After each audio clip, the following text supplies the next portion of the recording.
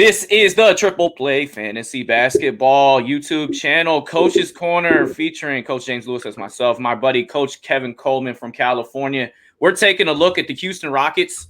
We're trying to rebuild. We're trying to give a team outlook, trying to give hope for the next season. Kevin, I'm going to let you take it away and go over some of these putrid facts that exist, and hopefully, we can turn the corner for something better after James Harden demanded his trade. Yeah, Houston, man, tough sledding over there in Houston.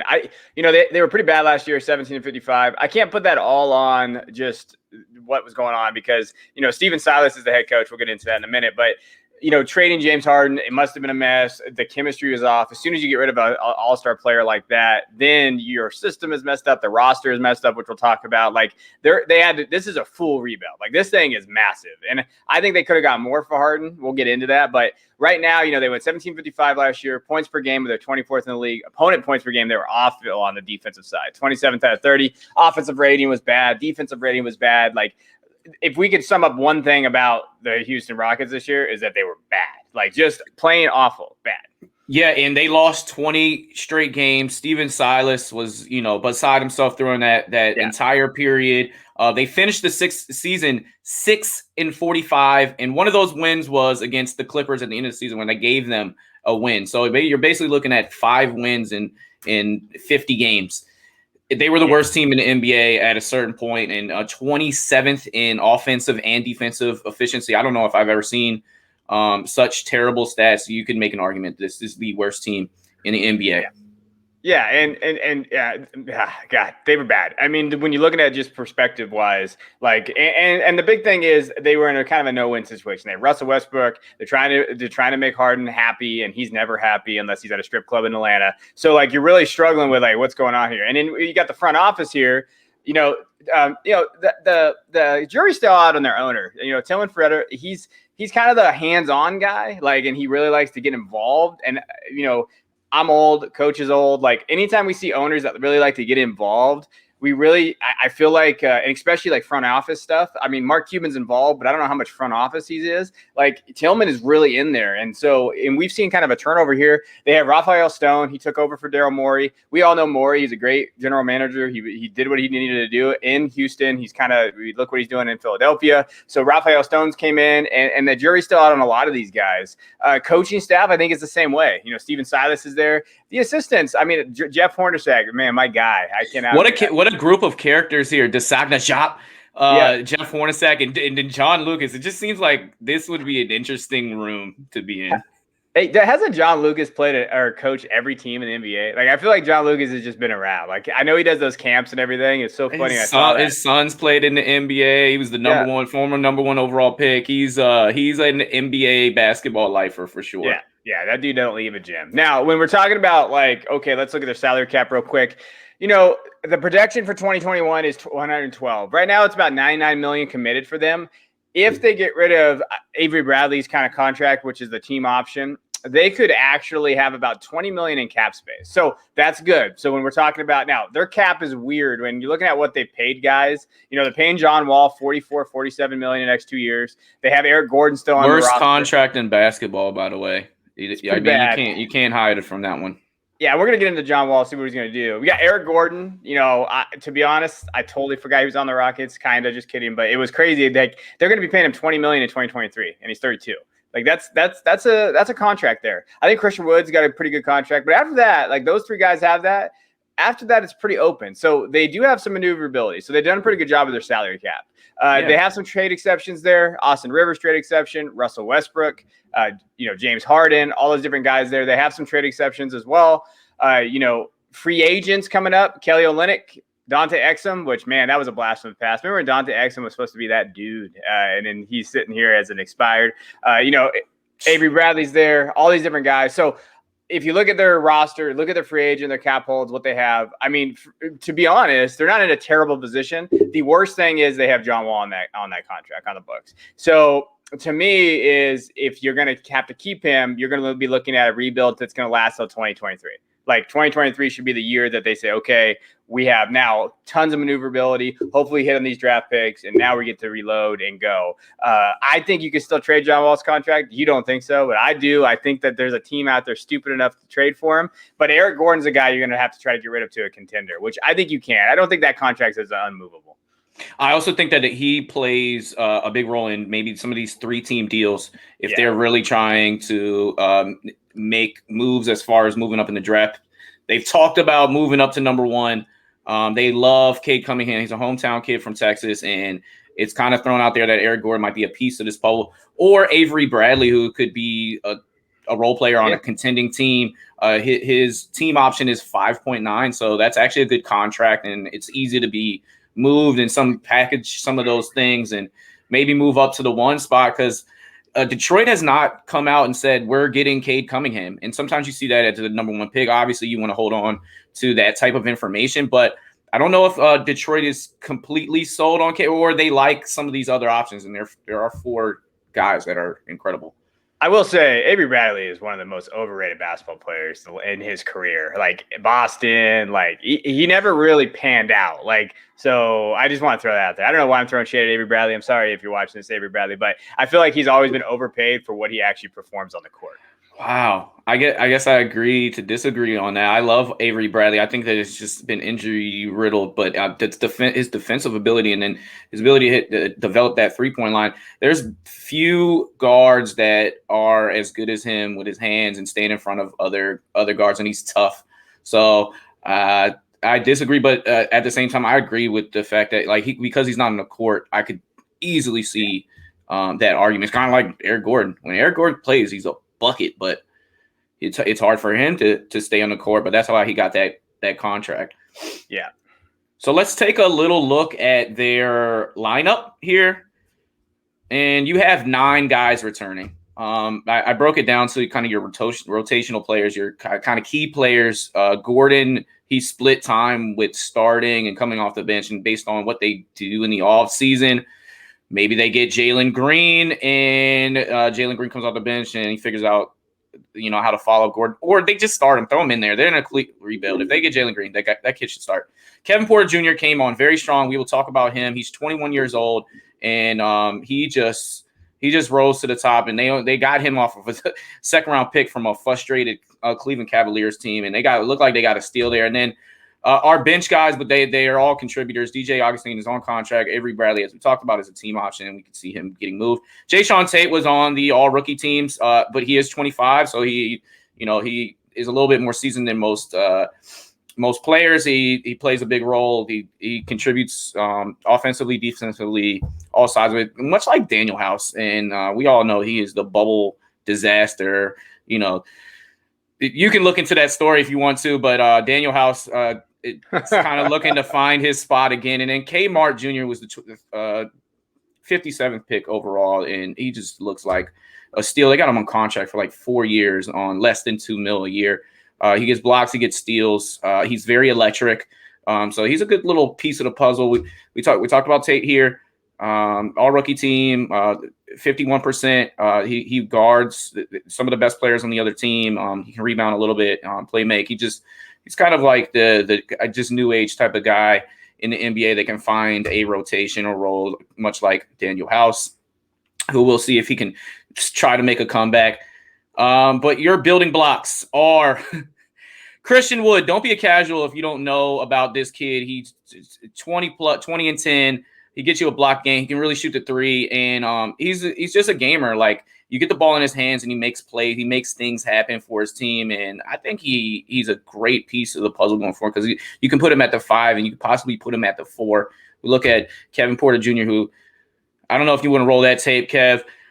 Kevin Porter Jr. came on the scene. He had a 50-point game towards the end of the season, and the number that stands out to me is this 6.3 assists. He became a playmaking guard. It's incredible what he can do with the ball in his hands. Eric Gordon, we talked about him, but he didn't play too much, 18 a game. And these are your role players that you got going forward. Yeah, I'm gonna play this. Oh, go ahead. Go with John Wall.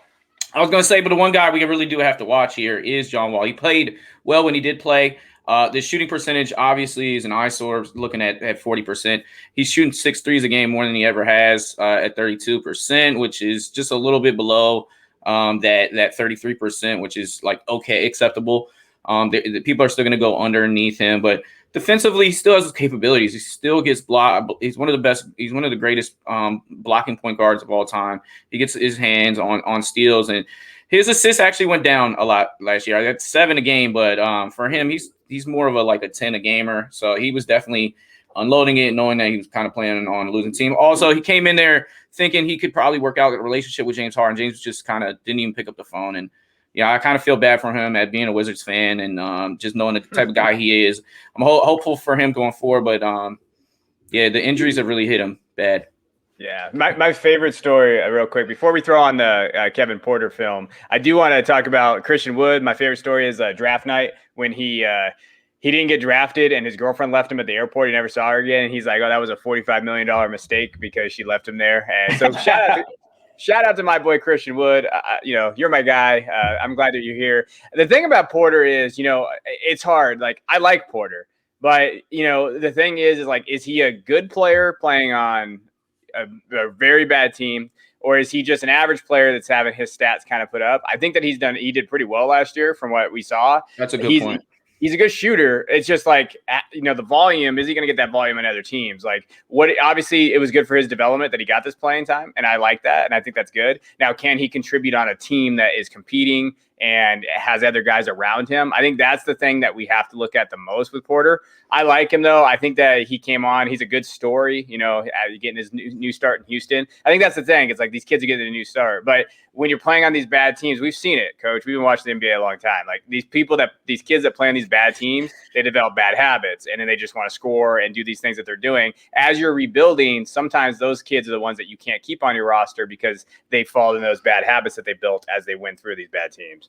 He's a smooth player, a lefty. He's really good isolation player. He works out with Chris Brinkley in the offseason all the time, and he just raves about his offensive scoring ability from coming into the draft. And yes, there was immaturity problems. The whole locker room situation in Cleveland blew up in the face. But Stephen Silas, I think this was probably his crown jewel of the season, that he empowered this kid to give you productive time and to see him change a position. He goes from small forward to point guard because of need, and even if that just really helped develop his playmaking ability, that's nice for Stephen Silas. And he came from Dallas with the #1 offensive efficiency rated team of all time, and they say he was kind of like the assistant coach behind that. So let's see if they can move that 27 number up a little bit.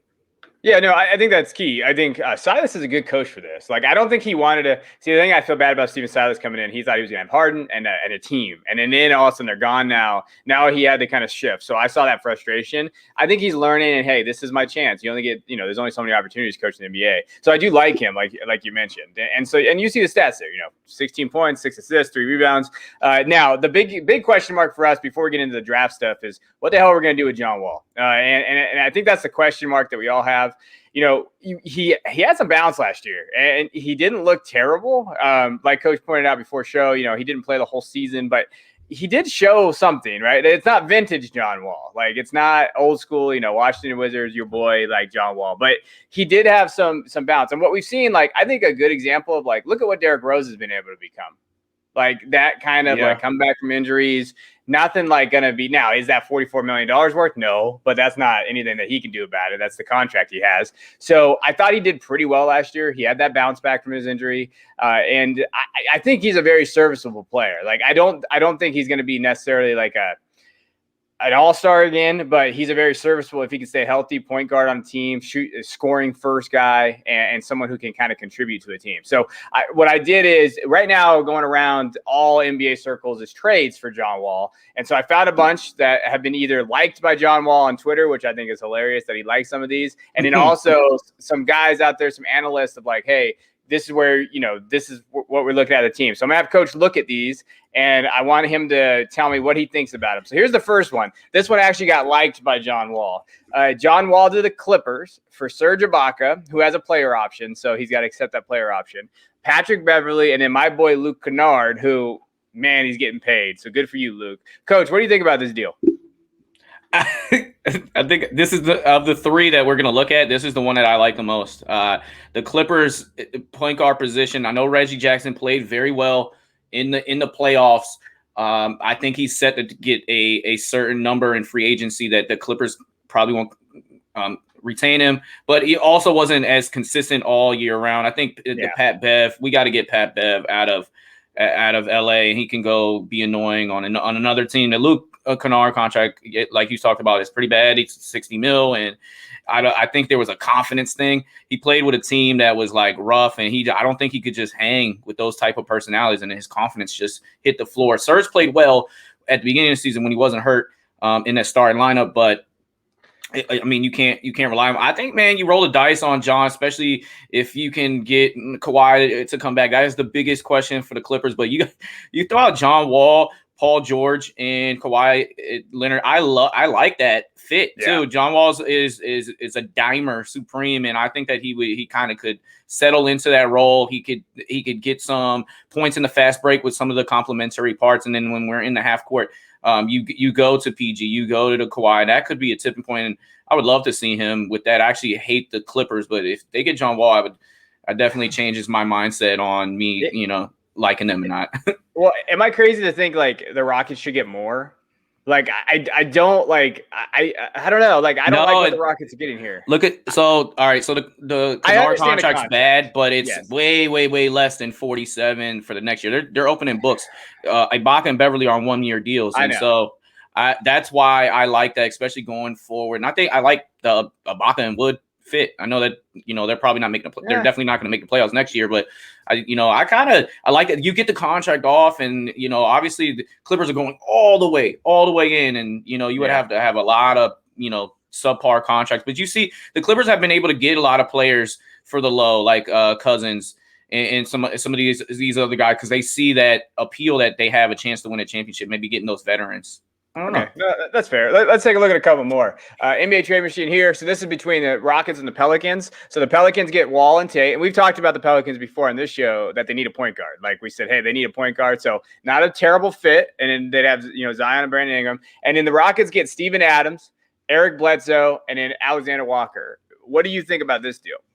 All right, so I love Nickeil Alexander-Walker going forward. He's Shai Gilgeous-Alexander's cousin. The kid got some good ISO game. We saw him play pretty well down the stretch for New Orleans. Eric Bledsoe, we kind of figure out that he's not the greatest winning player. Of course, he's still a transitional piece, perhaps. I like Steven Adams' fit. 1 year contract. You guys 29, and you kind of shed that. I don't see why the Pelicans bring in John Wall with Zion. I just don't see this one going through. I like Tatum's complimentary piece, but why would the Pelicans do this? Don't bring in John Wall. You don't build somewhere else around Zion.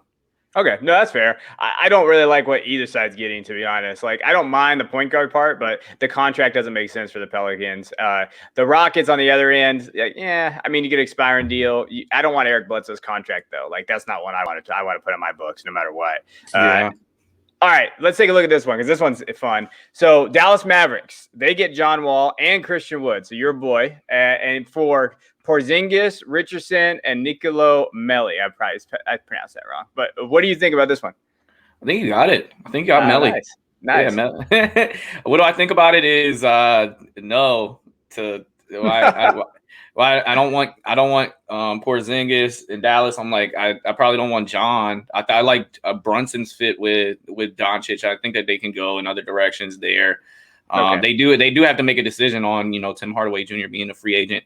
Dallas does, but I mean Christian Wood though. I like that might be the piece where I'm like, okay, I make this move. But you are accepting a John Wall contract that is huge. Do I think he could play with Doncic a little bit? But I don't like that fit really, especially with him not being a good 3-point shooter. I don't know who wants Porzingis right now, based on his performance in the playoffs. But I mean, the kid is still 7'3", can hit the three. Not Luka, that's for sure. All right, last one. Let's see how I did here. 3-team trade. So Houston will get Ben Simmons and Miles Turner. Indiana Pacers get Wall, Clark, and Kevin Porter Jr. And then Philadelphia Sixers get Brogdon and Kelly Olynyk. Now, Olynyk is going to be coming up a free agent. Maybe they figured out a sign and trade type thing. What do you think about this one? I first look at Philly, and I love Malcolm Brogdon.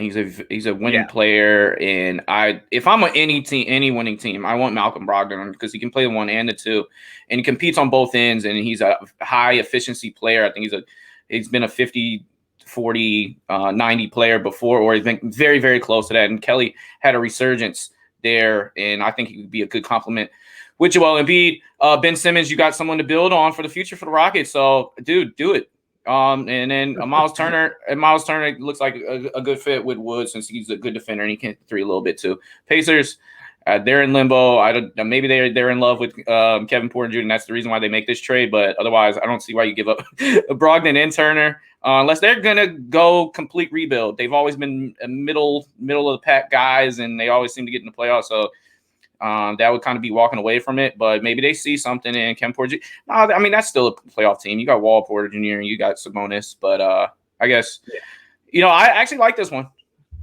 In the fantasy world. Yeah. The fantasy world. Yeah, I do too. I think Simmons a guy could build around for Houston. It's funny. They could have had Simmons, the Rockets, when they had Harden. They could have traded him for Simmons, and they went to the Nets. So I think it's kind of funny how that kind of has worked out now. But I think the one thing to point out about the trades with Wall is that with that contract, it's gonna be hard to move him. Like you might have to add a piece. You might not, like you talked about, be able to move him. I like the Clippers deal at the beginning, but I don't know if Houston want to do that right away. But anyway, let's get into the draft because that's why we're here. That's what we're talking about. NBA draft, they have the number 2 pick, the number 23 pick from Portland Trail Blazers for Robert Covington. That's actually looked out to be a very good deal. And then the number 24 pick from Milwaukee for PJ Tucker. They had to give up the number 31 to the Bucks. So that's what they have for the draft. So, Coach, let's go through some options of guys that you think. We have some film on some of these guys, some prospects of who they're going to go because it's interesting. This number 2 pick is going to be interesting. I think it's a slam dunk easy, but, that's me. Yeah, I mean, you see our graphic here. Jalen Green, that is the guy. And honestly, for someone to replace a James Harden, this guy feels the part. I think Cade Cunningham is going number 1. They mentioned earlier they're trying to move up to try to get him. I think he would be a perfect person to build around, but that's hard. That's a hard ask, and I don't know if Detroit is going to budge. They're not really giving out any inklings. We just mentioned Jalen Green. Although this is a position that they're heavy at. They have guards. They only have 1 big man on the entire roster. And maybe that makes them think, hey, we're going to build with Mobley. And we actually do believe in John Wall. And we'll have a Mobley and Wood pairing, which is interesting idea. And maybe their secret weapon. They're like, we love Jalen Suggs. That means we got to get rid of John Wall because that's exactly – they play the same exact style as far as, body fit and position on the basketball court. So I would lean towards Jalen Green. Let's hope that we see that. I know you can share your opinion on the kid and why you think that would be a good fit for Houston to build on. Oh, I will. Yeah, let's talk about it. Let's look at this film. I mean, hey, he's just gonna be a scorer. Like we've seen this film before, but I just don't see how you can look at what his G League stats were. He almost averaged 18 points against grown ass men. And then he goes out and he just is a baller. And they looked at him down the stretch, right? Like when you watch those games, he was the guy. They gave him the ball. He's super athletic when he scores. Like if you put him on Houston's team, then you automatically, I think he can average 22 a game right away. Like he's that type of a scorer. And you look at what Kevin Porter had done. Like Jalen Green's much more talented. Sorry out there, Porter Jr. stands. But like the fact that he could do that, attack. I love his offensive ability. His shooting has improved. He's definitely got to do that, as I've talked about. But this kid he looks just like an NBA player. Like he's as surefire as a prospect as I've seen in a long time. Like I really have less question marks about him than I do about Cade. Like as far as upside goes, like I think that he can become a superstar in that team. If you want to rebuild, that's your dude. Like I feel like that's the way to go. I think he fits in perfectly with that roster, to be honest. Like, hey, here we go. Now we have him. Let's kind of work it out. If you do keep Wall, so let's say they do keep Wall. So now you have John Wall, you're gonna have Porter, then you have Jalen Green right there as your 3. and then you have Christian Wood, and you just kind of fill in as you go. It's not a bad starting five. Like, that's not like a terrible, like, option there. So I think Jalen's the pick. I don't understand why they try to move up, because the best players that are going to be sitting at 2 for them. I know you're a Cade stan, so I get it, but I do think Jalen. I think Jalen's the best player in this draft. I'm gonna die on that hill in this thing. So why give up assets when you can draft the best player at the second pick? Now, I do want to hear your opinion on Mobley, so I'll throw up the film for him. If, let's say, they do take Mobley, they fall in love with him, how does he fit with Christian Wood? Like, that's my only concern. Do you think they fit together? I do. It's because of his defensive prowess. I haven't seen a big guy with offensive ability this good since Anthony Davis. I don't think he's Anthony Davis good, but he won Defensive Player of the Year. He averaged 3 blocks in a couple steals again. Like, he is all over the court. He even stretches out to the 3-point line. He catches lobs. I think he could be a complementary player to Christian Wood, who can hit the 3. And that could be the new Houston Rockets Twin Towers. They've tried that in the past. Of course, we talked about the depth or a lack of depth at that position, so they could see that as a positional fit. I love his ability, his little hook, left and right hand. He's got really nice touch, and I think that he looks like he doesn't really compete. But watching the games, the kid is a competitor. He puts his nose in there. Obviously, his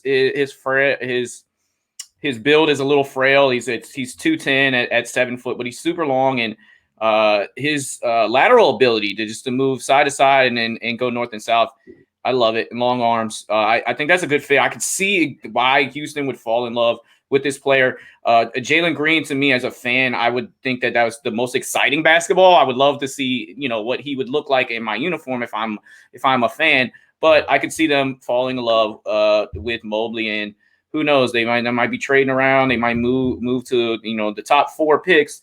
They might really fall in love with someone and give up an asset going forward. So you could see those things. So that's my opinion. I mean, look at those numbers. I mean, he was their player of the year. He was the freshman of the year, defensive player of the year. Took his team to Elite 8, overachieved. He looks like a winning player. Yeah, I mean, quite frankly, he's one of my most intriguing prospects. Like, I like him a lot. I just don't know about the fit with him. Like, you need guards and you need wings in this league. I just don't see why you would pass up on a guy like Jalen Green for Mobley. If you fall in love with him, you fall in love with him. I get it. And I understand, hey, if that's your guy, you're going to go there. But with Wood being there, I think they could make a pairing, but you still have problems with your backcourt there. I mean, you still got to have problems with Wall. You're still going to have problems with Gordon, Porter, all those guys. Like, who is going to be the guy they build around? The one kid that I think they could fall in love with, which is weird because I'm not a big Jalen Suggs guy. I like him, but I just don't see him at the 2 spot.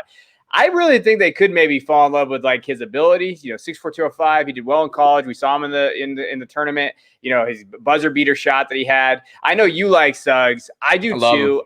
I think he kind of fits what they need, kind of, right? Like you mentioned, you can find a suitor for John. If you can find a suitor for John, then if you get a suitor for John.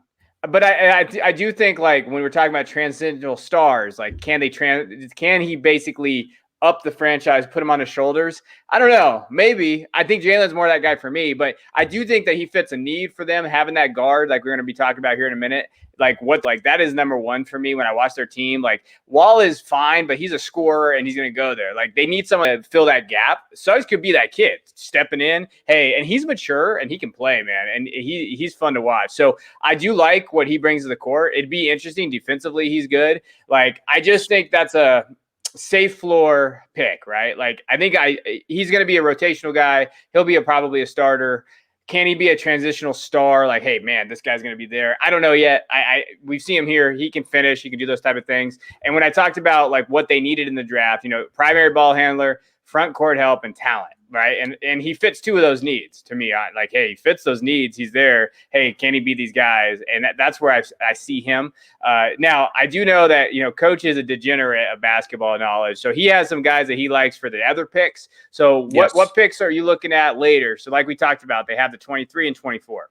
And just touch on Jalen real quick, Suggs, that is. I love him. I just can see him in a Raptors uniform. I love that position. I think they stick and he lands there. I just think that Mobley and Green just have a little bit of a higher rating. But to your point, there are teams that are falling in love with him and have him maybe even at their number 1 spot. There's probably a team or two that have that. Now they have picks number 22 and 23, and we looked at they need talent, they need bigs, but you can't go wrong with playmaking guards. So one guy that I'm looking in particular, and we talked about this on Coach's Corner in the past, is we love the fit of Dosunmu in Houston. He's long. These numbers, I mean, you can't make them up. That's 26.5, and he improved his points per game and assist tally every single season in his college career. And he comes in ready to play. He's a fierce competitor. He plays both ends. If I have a pick at 22, 23, he's on the board. I'm using one of them for him. So give me AO. We talked about the Bulldog, Jaden Springer. I think this guy is a certified, solid backup point guard going forward, and his defensive ability he's so hands-on. He's so aggressive. His offensive ability, as far as his ball handling, all that definitely needs to improve. But he was just a freshman this past year, so he has room to grow. AO's a little bit more seasoned. And I just see him fitting with Porter Jr., with Gordon. I think he can fit in with all those lineups, whereas Jaden might be a little bit more of a struggle. Jared Butler that led Baylor is another option, although I think on the boards you see Dosunmu and Springer a little bit higher. And then Trey Boy, as I call him, Trey Man, he just looks like a kid. He's got talent, and if you want to think about maybe rolling dice for a kid that potentially could be a good scorer going forward, this guy Trey Murphy is stealing all of the hearts of NBA Combine. He goes from second round, he's all the way up to mid 20s, maybe even before. He is your prototypical 3-and-D. He's grown a lot. He came in as a guard for Rice University, and this past year played for Virginia, and against some elite competition in the ACC, he was guarding the best player on the other team. And look at that, 43.3 from three, 93 from the line, 50 overall. This is your typical 3-and-D. He's long, and he gets after it defensively. He's to me a safe pick. He's your Sadiq Bey of this year. Maybe not quite as good as CD Bey, but very comparable. Hey, swing for the fence. Get the kid from Turkey, Sengun. I might have messed that up, but this kid, he is just a bucket getter. 19-9, 65%. He is all over the place. And then look at that, he block some shots, steals. I don't know if that's going to transition to NBA. When Europeans come over, you never know how that's going to fit. But I looked at the highlight tape. I love him a lot more than Garuba from Spain. He does not impress me too much. So I think that with one of those picks, you can take a gamble here. But if it's me, give me Murphy, number 3, and give me Dosunmu for the 22 and 23 pick. And I feel like a great JM if I can get both of those picks. Yeah, no, I like those picks. I think let's look at AO real quick because we do have some film on him. I think this is a slam dunk pick for them. If he's there, if you can get Jalen plus him, dude, this is where we talk about how you rebuild. If you can get Jalen, have that scorer, have that guy that's transitional, then you get a guard like AO who's older but has that ability to kind of separate himself. He can maybe improve that 3-point shot. He can score. He can kind of be a facilitator, as we saw his assist numbers in college. And then you can get rid of. Let's say you do get rid of John Wall. You're able to move him. Now you have two very, very great. Imagine him, Porter, Wood, and Jalen Green. Now, and at the end of the day, John Wall, yes, it's only 2 years. So you maybe have to just live on that island for 2 years. But if you develop these players behind him, and then they're really ready in a couple years from now, this team could be very exciting. I think that's a lock. I feel like if he's there, if the Rockets don't take him, I'd be very surprised. Just because I just think that he has the skill set that they need. He's there. He has that ability. He's being there. I do like a couple other guys, too, I wanted to bring up. I know that when you watch AO here, everybody that's watching, you'll see that he has that ability to kind of separate himself for the Rockets. I do like Jaden Springer. I don't know. I think that he fits them. So if they can do back-to-back picks, so let's say they take AO, they have Jalen. Now they get a guy like Springer who can basically do everything, kind of do it all. I do think they need a 3-and-D guy. They need someone like that. So for me, like you were right on the money there. Unfortunately, you were kind of right. I don't like to give you too much credit there, but they do need someone like that. Another guy is like Joshua Primo from Alabama. I know we don't have to put him up there, but I like him. I think maybe that would fit pretty well. I do not want Garuba. Like I am not. I watched his tape and he does not pop for me at all. Like I'm staying the hell away from that guy. Like I don't know why he's getting first round buzz. Like I don't get. Somebody on the internet tell us why, because we just don't see it. He's played for Real Madrid the last 4 years and he hasn't averaged more than 5 points a game. I don't get it. Like I feel like eventually like you get placed into that role. I know you're playing on a good team in Europe, but I don't see this potential. Maybe we see it in the Olympics. I don't know. Yeah, I mean, if they want to go big, your kid from Turkey, I like. Even like, you know what? Even like Charles Bassey from, Western Kentucky. Like guys like that, like, okay, maybe you take a shot. It's a little bit of a reach. But no, I think Ayo's the pick. Like I would love Jalen, Ayo, Jaden. Dude, that'd be money. So Houston, come grab us. I do like Bassey though. Like he could be an interesting pick. He could fill and make that role. He rebounds well. Maybe him and Wood would be able to fit together. And he's gotten better at every year, but he's kind of that throwback big where, he's not a stretch. He's a bruiser in between. Those guys are harder to come by because they're in such complete rebuild. I would go with the kid from Turkey, but you see these are similar stats. They kind of are both, prominent post players. And, I think they're safer picks than Garuba. But I know you wanted to address free agency because you wanted to draft a bunch of guards in the draft. But like again, we talked about their team needs is that they don't have any front court help, and so I think that you're going to try to address that in our free agency targets. Yeah, so you may listen. They have some cap room, and I do want to go over really quick their pick swaps. They have a ton of. I'm not going to go over every single one here, but just know they have a ton of draft capital. You can pause the video if you're watching it and just look at it. They're owed a lot of first rounders. A lot of it's protected.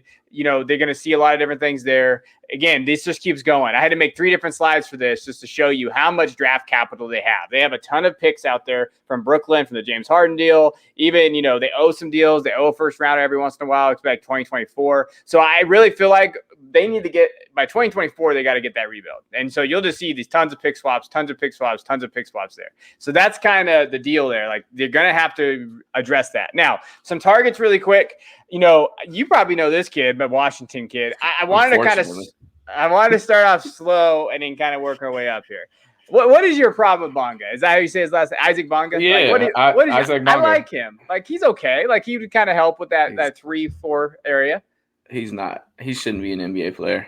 Oh God! I'm sorry. I'm gonna trash your first one. I like your other two a little bit more, but Bonga, like he had the potential. I mean, look at that, 2 points per game. You're playing for DC, who had just a train wreck of injuries and COVID situations where you had opportunities. You had opportunity to start that training camp. They said like it's open, it's an open position, and he could have got it. And then Denny Avdia outplayed him. He like what is okay about the Bonga. He's long. He shows some kinds of defensive abilities. He just doesn't have much offensively. And look, he's 180, weighs the same as me, and he's 6'8". I'll pass on Bonga going forward. All right. Well, I just give it an option out here, guys. Like, not a lot of guys are gonna want to go to Houston right away. So, like, I want to kind of put out somebody maybe they can fill. Maybe he'll develop there. The next guy I really like, Lauri Markkanen from the. I love Lauri. Like, I really like. I've liked him ever since he came into the league. He's 7 foot 240, so he's gonna fill that role. 2020 stats last year: 13 points, 4 and 9, and 0.9 assists. I think he. Chicago hasn't done a great job around him. I feel like that he needs a new place to go. Now, he is a restricted free agent, but like we talked about, the Rockets have money, so they'd have to match it. Will they match it with where the Bulls' direction's going? I don't know. But he does have that ability. I like him. He can shoot. He can kind of fit around Christian Wood. And the one question mark I have about him is rebounding-wise, he's not going to fill that need that they need for the rebounding portion of their teams. So I do see like that question mark. I understand that. But this wouldn't be a bad maybe go get him. Maybe he'll develop, and you can kind of fit around him. What do you think about Lauri? I think he's intriguing. I don't know what his number is going to ask for being a restricted free agent. That rookie campaign, he had a stretch where he looked like, oh, this is this is our next big stretch shooter. I mean, the kid can really shoot the ball. I think it would be a perfect fit with like the Bucks or something like that. I mean, I just kind of see a little bit of Lopez in him, maybe because he just is a terrible rebounder. But he, to me, to fit with Wood, I don't know if that gives you enough interior toughness. I do like him for a certain team, but I don't know the number, and I would try to move on from him, or at least Houston thinking about him. But there's got to be a place for this kid. But I would try to get the next guy that you're bringing up. Give me the next guy. No, I think he'd fit there. He'd do those things. I think the Spurs maybe be a better spot for him. But let's swing for the fences, coach. John Collins, 6'9", 235, 2020 stats, 17-7-1. Atlanta didn't want to pay him, and so he's going to go to free agents. Someone's going to pony up that money, and they're going to offer him a contract here. I think, hey, you know what? I think they could do it. I know the Mavericks and Heat have been on him. I think the Spurs have shown interest. But you know what? I think one sleeper team could be Houston, because I think one thing that Collins wants, he wants money. I don't think necessarily winning is that big of a deal to him. Like he said, hey, he wants to get paid. If he goes here, fits with Wood, he gets his money. They could go after him. I actually really like this fit. What do you think about this fit? I do. This is my target. If I have a free agent target for Houston, this is what I'm kind of putting all my chips in. And who knows? I guess we'll see on the number that he kind of accepts. He is restricted, so whoever puts the money out there, the Hawks do have to match, and they spent so much money last season on Bogdanovich and on Gallo.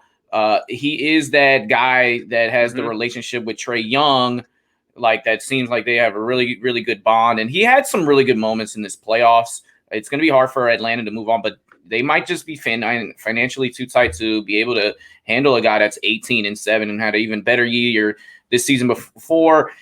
He banked on himself to not extend that. I think it was 80 to 90 million and on a 4-year deal that he turned down. I like him in Houston. He's boingy. I feel like he fits that new look. You get him with Green, and he could be a fit with Wood.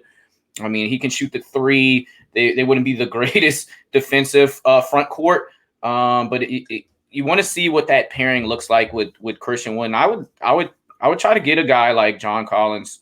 And I mean, he's ready to play right now. So it's a lot of fun. Like you put in Jalen Green in there, you get your two draft picks, you get Christian Wood and John Collins. You're like, wow, like at least, they're going to be put on points and you're going to have some fun watching them play basketball. And I think that's the way, and you got to swing for the fences on this, right? Or if you don't do that, if you don't swing for the fences, you can do those poison pill contracts where it's hard for the Atlanta to match them.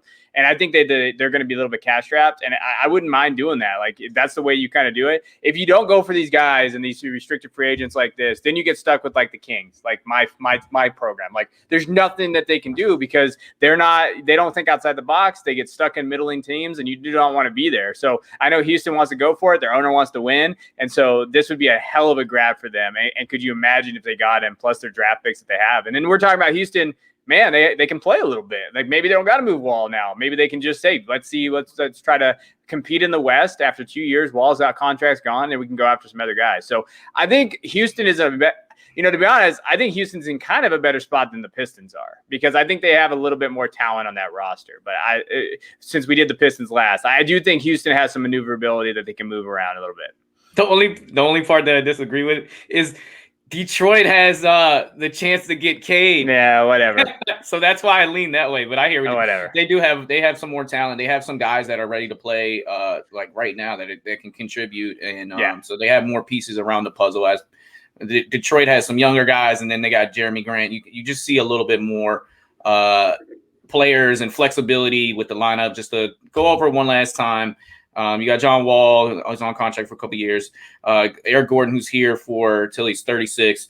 Kevin Porter Jr., a bright young star on a good contract. Christian Wood on a solid deal, even though he got 13, 14 next 2 years. It looks like that was a stamp great move at 25 years old.